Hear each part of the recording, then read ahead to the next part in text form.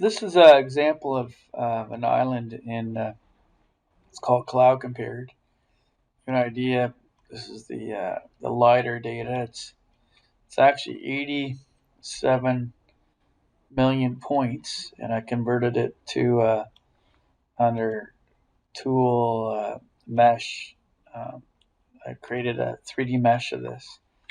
Then here in Cloud Computer, you can export the LiDAR or the as an FBX binary, which I did, and with 3.5 million polygons, and I'm showing what's called the it's called right here vertex color information.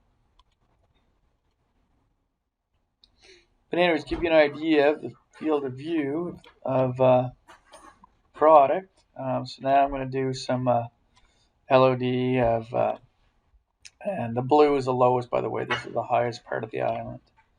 It's called Beta Vin and Miramichi. But as I rendered it, vertex color instead of PBR, which works well with this type of data, LiDAR data, so that vertex color. If you look at orbit the camera here, you can see the island. Thank you.